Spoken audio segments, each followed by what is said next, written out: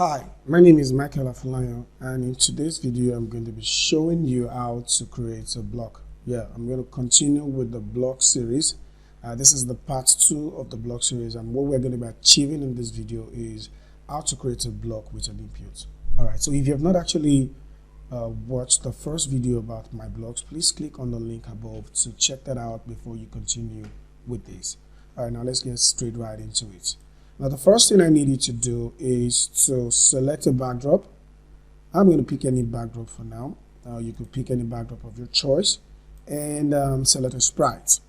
Alright, so I'm going to select a sprite. Alright, so this is my sprite and my backdrop, and I want to create a block with inputs. To do that, you're going to go to my blocks, and I'm going to create that block by saying make a block. Now this time I want to create a block, say my name. But now if you remember in the last video, we only created a block without any of this input, but this time around I want to put a text input. So I'm going to select this one. It says what? Add an input, that is number of text. So this is what we're going to focus on today. Just click on it. Now this means that you have created a block that will always take any text or number as input. Alright, now in this case I'm going to put the variable, call it name. Now what this means is I am creating a block that will always take in any name. So whatever I put right there will be used for a function. Alright, now let me show you how to do that. So I'll click on OK. Now I've been able to define my function, which is what? Say my name. It's now time for me to create the function of this block. Now how do I do that? I want this block to always say my name, to always say any name that is being typed into this oval shape. To do that, I'm going to say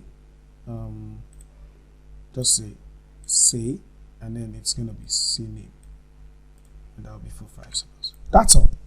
So whenever you call this block, it's going to say the person's name. Now let's check that out. Now remember, if I click on my flag now, nothing would happen because this is just like every other blocks. This is just like this block. It's just like every other block because we've only created it. It's a user-defined block. Alright, so we want to actually use it. This is the block right here. We have actually created it by ourselves. It's a custom-made block.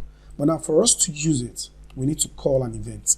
Now to call an event, I'm going to go to event and say when flag is clicked. Now when flag is clicked, I want my block to come into function. Now what I want to do is to say put Michael.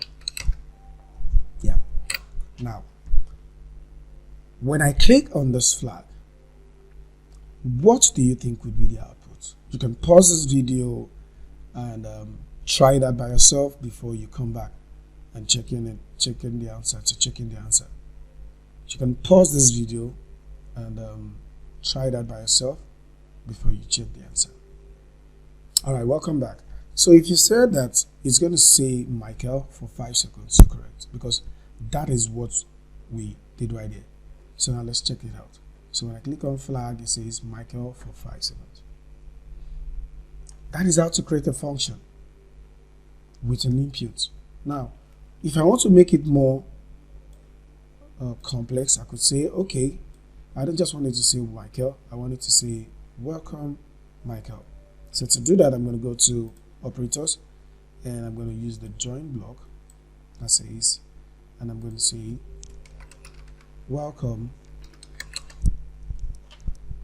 and then you put the name right there, Michael.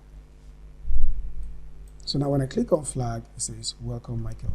Now the good thing about block is reusable, so I can use it over and over again. I said, okay, this time around I want you to say welcome John, welcome James, welcome Andrew. Now, so when I click on flag, it's going to call every one of them based on that person. Now watch this. Welcome Michael. That will be for 5 seconds. Welcome John, another 5 seconds. Welcome James, another 5 seconds. And welcome Andrew. So this is how to create a block with an input, just one input. I hope you understand this. In the next video, I'm going to be showing you how to use this my blocks to create a very simple app. That is a very simple app. So I want you to stay tuned, and don't forget to subscribe.